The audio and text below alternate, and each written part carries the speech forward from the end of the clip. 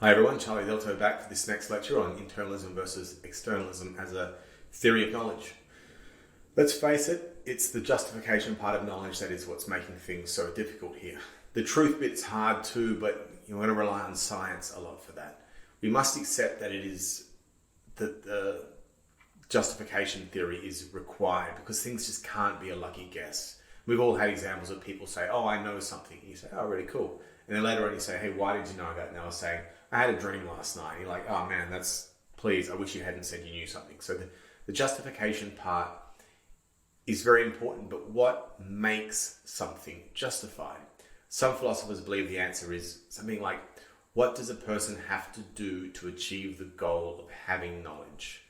Another branch believes that it's more pertinent to question what the sort of facts we should know about reality so that we can say we have knowledge. So the first is the internalist theory. I'll say it again.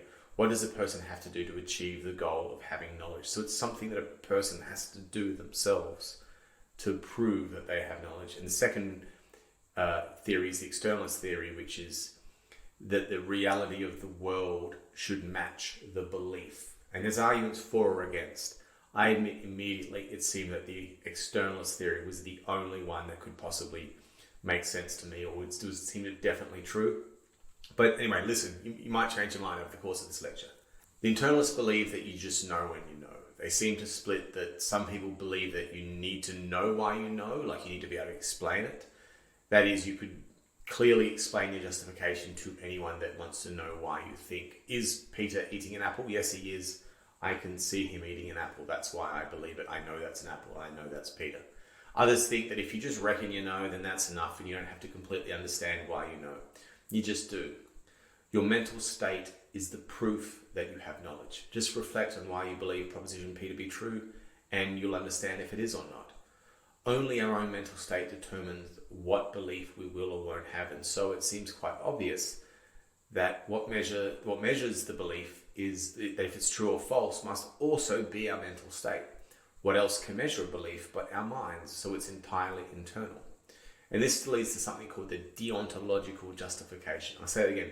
Deontological, I don't know if you've heard that word before, but it gets used very frequently in philosophy. It's a term that means that you are duty-bound to act a certain way. In ethics, you are duty-bound to act rightly. So that you act for the proper reasons is all that matters. Even if the outcome was terrible, if you acted for the right reasons, then you acted rightly. So in the deontological justification of knowledge, that you have some duty to cross your T's and dot your I's, to be rigorous, to do your due diligence, to make sure you're not stoned or drunk, or you're in a good state of mind, and that you've considered the thing carefully, and then you phrase your conclusion to someone correctly. And if at the end of all of that you think you know something, well, hey, that's good enough. Remember I said humans are fallible. We're never going to get a 100% certain answer. But the idea of knowledge is an internal thing to you. Now let's move to the externalist theory of justification. An externalist believes that all beliefs have the original source, the thing that caused the belief in the first place, and it is external. So if I believed that Peter was eating an apple, the belief started with some guy called Peter picking up an apple and eating it, right? It must be. So the proof of the justification for truth is I should be able to make reference to Peter and the apple. So if I experience summer being hotter than winter, I might make the proposition summer is hotter than winter. And to work out whether or not that's true, we need a thermometer and a long history of measuring heat that will tell us whether the proposition is true or false. I mean, these measurements have been taken in real life, and we know that summer is hotter than winter. But no one's really sitting there saying, oh, it doesn't matter about the thermometer, it doesn't matter about heat. I'm sure that it is in here, and then that's what matters. There are two reasons why externalists believe internalists are wrong. Firstly, things like animals and very, very small children or babies seem to have true beliefs, and they act justified in believing them to be true. For example, for anyone that's had kids, babies know when their mother walks into the room with them. They just know, they can tell her footsteps, and they change the way that they speak. If they're old enough, they might say mama. But I don't think my kids ever got it wrong when I walked into the room and thought that I was mummy. I'm a good 25 kilos heavier than my wife. they had knowledge that I was daddy and that mummy was mummy. But did they ever really sit down and deontologically justify it and were rigorous? They just seem to know, and it seems to exclude the internalist theory from working. Certainly dogs, you get the collar or the lead or something like that. Even sometimes dogs are wrong. Dogs are waiting by the back door, shaking their tail.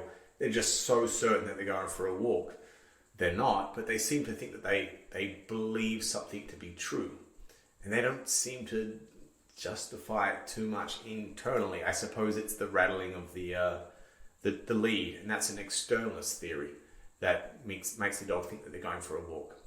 Look, the second, you're allowed to laugh at this bit, the second example of why the internalist's wrong is this wonderful, wonderful thought experiment called the brain in the vat. Just if you Google brain in vat, you'll come up with pages and pages of epistemology. It's a really funny and famous analogy. So here's the story. An evil mad scientist gets hold of you, cuts your brain out of your head and takes just the brain and puts it in a vat that it's floating, and somehow the vat is full of a fluid that keeps your brain alive. And then this mad scientist attaches electrodes and wires and things to the brain, carefully hooking up the wire to the visual cortex to a camera, and the wire through the brainstem to the bit that makes your arm do this to a robot arm. And when you become conscious again, really, you're nothing more than a brain in a vat and your body's being disposed of. But you can see and you can hear and you can move your arms and everything. And so the externalist will say, an internalist will be a brain in a vat walking around saying, I'm a person. I can move and I can walk and I can see things and I can hear, so therefore I'm a person. But the externalist looks at the brain in the vat and says, dude, you ain't no person. And that internalist really needs to find a mirror. It really needs to ask their partner, dude, do I look the same? Have I changed? Why is everyone treating me differently? And get an externalist position. Because just thinking about who they are, if the mad scientist does a good enough job of the camera and the speakers and the robotic arms and everything, they're just going to go the rest of their life thinking that they're a person. However, back the other way, not to be outdone, the internalists have their own crazy thought experiment to fire back at the externalists. And it's called the tempucomp. Now, imagine a man goes in for routine brain surgery, and this time a mad scientist sticks a microchip in his head called a tempucomp.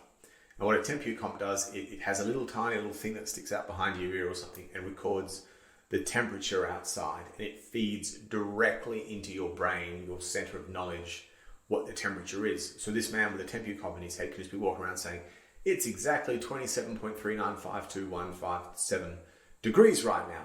And he's never wrong. He's always exactly right because he's got an actual thermometer stuck in his head. And the internalists say that what makes him right is, that he doesn't have knowledge. He just has a computer. He's not done anything. He's never even asked himself, I wonder what the temperature is outside. It's just constantly feeding into his brain. So his mind doesn't have knowledge. It's just that something's like smuggling data into his brain, and it doesn't constitute knowledge. All right, so that's the internalist versus externalist theory on things. There's one more theory coming, and it's called foundationalism versus coherentism, all right? And we're going to do that in a couple of lectures times. Bye.